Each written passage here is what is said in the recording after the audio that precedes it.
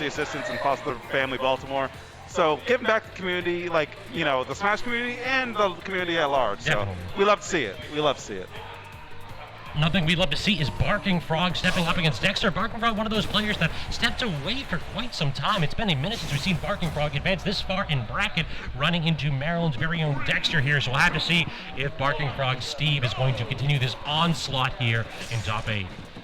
All right, and Steve, kind of the topic of everything the last couple weeks. And I mean, this character is extremely strong, but like Wolf is no slouch either. But okay, Barking Frog got these. We got these nil combos. All right, I like it. I like it. So that's an aggressive OP. I dig it. Yeah, and I like doing that in game number 1 to kind of send that message, just kind of saying like, hey, you better come correct against me, because otherwise I will absolutely like do whatever I want here.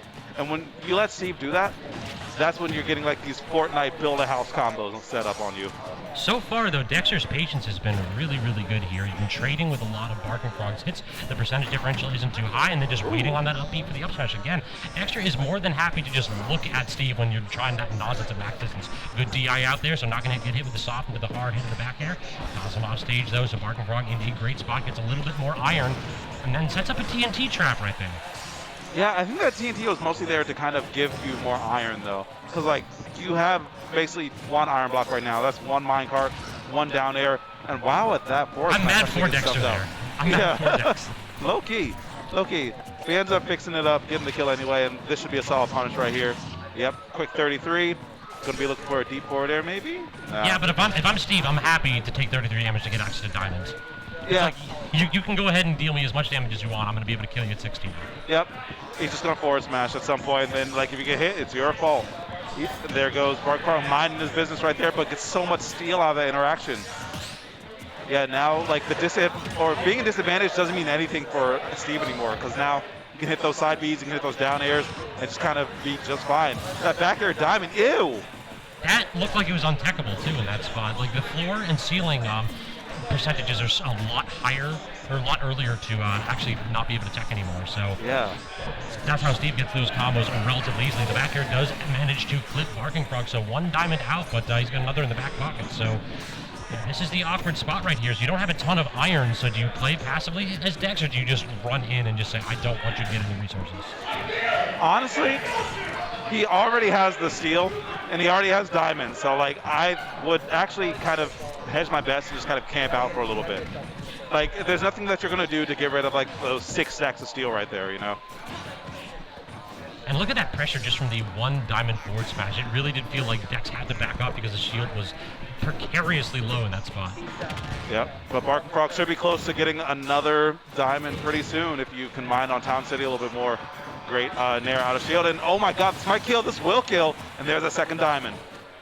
Reset the situation on only 40% right there, so now Barking Frog getting back to center stage with that minecart. Just jump, try to get to the platform. Yeah, try to get to the platform. Yeah.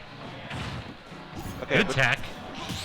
Doesn't have a lot of resources left. Yes, good air dodge away, Dexter. Get the heck out of that. Yeah, don't be there, don't be there. Yeah, that's one of those you gotta go ahead and hit that emergency button. Get me the heck out of dodge. Uh-oh. Another hard situation, though. Gets the Elytra, like, right on the stage, so able to stay alive for a little bit longer. Not too much resources left, though, for Barking Frog, and expending them relatively freely. Only 1 or 2 blocks right now. Dexter can feel free to get a little bit more pressure here, and I think that is the move. Like, yeah, you have to respect the diamond, but you also have to pressure Steve once you only have, like, dirt and wood. Yeah, especially when you only have, like, 3 blocks of resources left. Like, that's barely anything. Can't even build a solid wall like that. Uh-oh. This is bad, this is bad. Okay. I love it, Dexter. Such a smart option right there, being super aggressive with the bull flash. All right, actually, low-key. Okay, that was smart, yeah. Because that box was looking cracked. So if you manage to attack the box a little bit more, Steve will literally have nothing. Yeah. Literally have nothing. But speaking of nothing, Barking Frog's going to have nothing in this set so far because Dexter takes that first game 1-0. And yeah, I really like just how patient Dexter was playing. Either jumping into position or just holding shield and just making Barking Frog say, like, okay, you have to grab me to get anything. That scoop hitbox, though. Like, that was max distance on the up smash scoop, I think. Oh, yeah. That was both 2 scoops Baskin Robbins right there. though extended by the crafting table. So I guess perhaps Dexter like posted up there for a reason. Like, I'm gonna make my hitboxes even better. Yeah, 2.5 scoops. You winked at the cashier on your way. Damn, that works for you? Yeah. Hey man, pretty privileged, I guess. Okay, Barking Frog, you're a bad person now. Oh Barking no! Frog, Barking Frog, you're a bad person. How could you? How could you? Kazuya Mishima. Kazuya Mishima. Yeah, and that's pretty much one of the classic Kazuya counter picks. Like dive to hard / hollow bastion / whatever the hell Nomura calls it these days. I mean, we talked about Steve being the product of much conversation. This is literally the other character that's a product of much conversation in the Smash community. So for this man really to go directly from Steve to Kazuya, he's out here trying to send the message. And also, I heard on the street that he plays some Pyro Mithra as well. So Fighter Pass 2 has blessed everyone, but some people are a bit more blessed than others. Exactly. Some of them get not just one gift, but several. Yeah. You can tell who Sakurai's favorite children are. Alright, so now corner pressure here, but does read the roll Are away. you?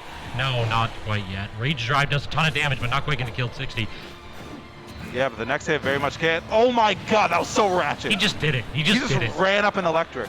Hit him with the boogie woogie woogie. Like, what the hell? I mean, this man is dressed for the disco. Yeah.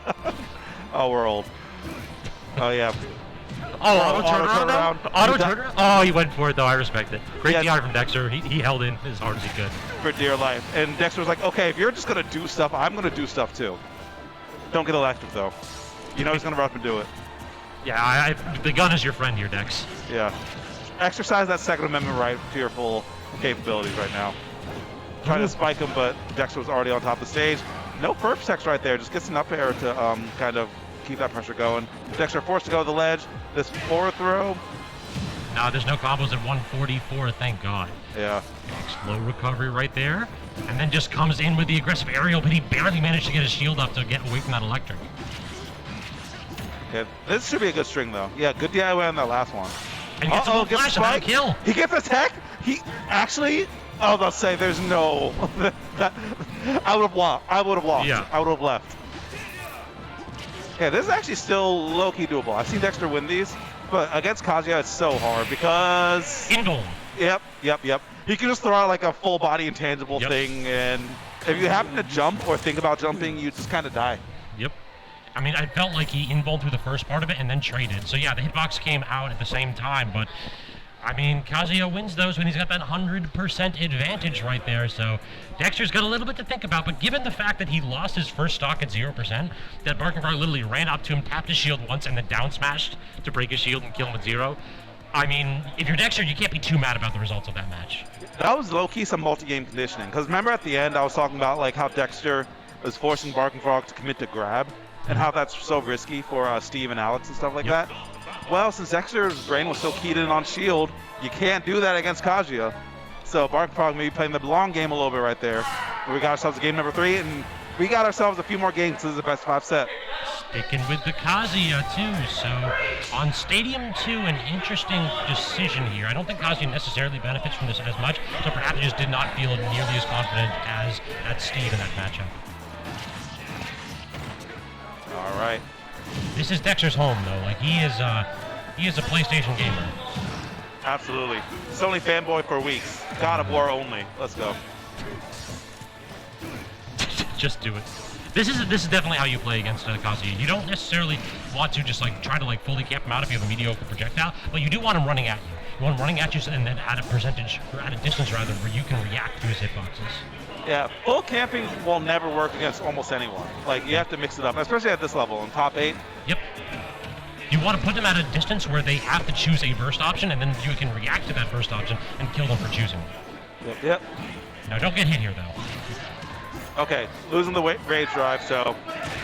Okay, and losing a stock as well, so Dexter weathering that storm and being able to take first blood here in this game number 3. Yeah, and right now, Barking Frog just hasn't really had the opportunity to get any of these slick connections. He's had a couple trades and like maybe one solid string, but Dexter he is not obliging. He's not going in on this rage drive, or should be on the electric. Yeah, don't blame him. Like, I don't think Wolf has anything to beat that clean.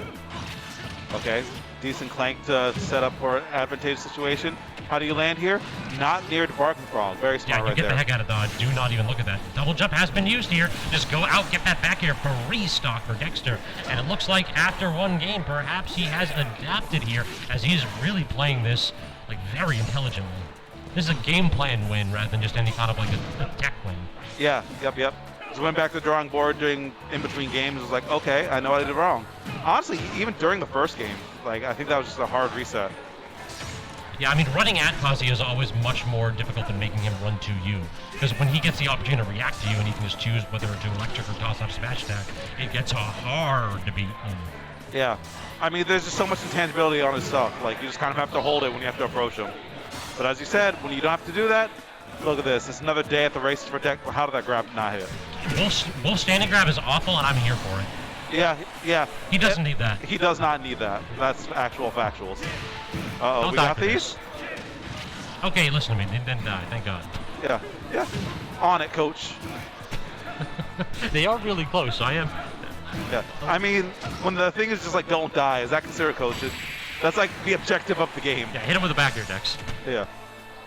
Okay, edge guard situation. Yeah, that's free. That's free. Yeah. If he had maybe drifted a little bit forward and gone lower, he might have been able to up B even air dodge, like upwards, and make it a little bit harder. But at that distance, like, he didn't even have time to air dodge right there. That was still end lag from the up B. The wings were still out. And again, all that was set up by the laser. Yeah. I feel like we see this in Melee too, where like Falcos use that laser just to go ahead and stun you and set off these awkward angles. And I feel like that's Wolf's game in this. Off stage, he doesn't really have the drift to go out too deep if you have the resources available, like double jump. So just go ahead and toss out the laser, stop their air momentum, limit their drift, and force them to come in an awkward angle where you can use that phenomenal forward tilt to make sure they just never make it back. Yep. So that's going to be Dexter going up 2-1 as we got the Megalovania coming up, which means Steve. Yep, the memes. It's Zoomer memes. Frog does it for the people. Yep. I could smell the Zoomer memes in the air. Okay, I hear Megalovania. I knew that Steve was coming through, or Sans. Is Barking Frog a Zoomer, actually? I mean, you can still be a Zoomer, like... Okay, yeah, fair. All right, yeah, he's definitely... I don't think so. Well, the oldest Zoomers are like 23, 24. Really? Yeah. Huh. Yeah. Like, we're in more trouble than I thought. There are more of them than I thought. Oh, God. Yeah. There's a hell of a lot of them. All right, so dash attack on shield. Already whittling down that shield is Barking Frog, but the problem is that Dexter it feels like he understands the gameplay around minecart. Like, I have not seen him get trapped by that too frequently. Like, all the Steve jank that we typically complain about, things like minecart as well as like the anvil, Dexter's just been untouched by those. Yeah, I feel like it's something they probably got blown up for like the first week or two, and then after that, it's like, okay, I'm lapping this so hard, I'm not never doing again. this anymore. Yeah, never again. Like, this reflector and the shine usage have been just brilliant by Dex. It just stops all Barking Frog's momentum and knocks him out of it. Oh, no double jump no here. pick. Yeah. So, yep, actually, ideal situation for Dex. I mean, Bark Frog had to go back to the crafting table right there. Speaking back to the table, he almost got sent to the table in the sky right there, but we talked about the minecart usage before, but Dexter gets clocked by that one. And here we go. TNT trapped into a little bit of self-harm right there as Barking Frog hoisted by his own petard, and then Dexter uses the little momentum trick right there. You can actually push an invulnerable Steve off of the crafting table when they're trying to build diamond. Just kind of bully him away from the table. Exactly. It's like, no, kid. No, you can't sit here, nerd. Yeah. Give me your lunch money. This is the cool kids table. Yeah. Yeah, it's a nice hat you got on there. What size is it? Oh, it's adjustable? I'm gonna have to hold it. Yeah. Dexter. It's Tuesday. Yeah. It's Tuesday on a Saturday. Okay. Bursting out of the corner with that minecart into a solid combo right there, but Dex Bounty manages to land and does so aggressively, immediately up smashing. Materials are starting to look a little bit low for Barking Frog, gets a couple of them, tries to build that wall, but Dexter having none of it as he daps directly through. All right, and here we go. Actually, that almost looked like a shield poke, but Barking Frog has no materials, and that means that like when he gets a hit, he can't capitalize on things as much as he could have before. No materials, no pick, and no stock right there. Dexter capitalizing on Barking Frog being a little bit fast and free with those walls he was building. Yeah, that is not a material girl. I will tell you that. Alex is not a material girl right there. All right, Jenna, we are too old. Yeah. I get these references. We'll have to see how many folks on the mod do. Oh, that's a new song though. That came out like 2 years ago. Yeah. Material Girl? Damn, I am out of Or it. a remix of it. A remix. The remix came out. Yeah, the original one's definitely older. All right. And okay, now Dexter's getting hit by a lot of these minecarts now. Like, we were talking about how good he was avoiding them before, but, like, I don't know. Something switched in the air. He's just kind of getting clocked over and over. No more pick again for Barking Frog. Can't get the pivot grab, and the forward air back air, that'll do it. The Wolf Classic. Dexter takes a 2-stock intended in game 4. All right, so that's going to be our winner semis completed for now. That means our winners final is going to be Dexter versus MPG. And I mean, that's more or less probably what seeding predicted. I believe that was exactly, yeah, that they're the 1 and 2 seed. Yeah. So nothing too surprising right there. I mean, I see MPG itching to play already, but we got our bracket to round out and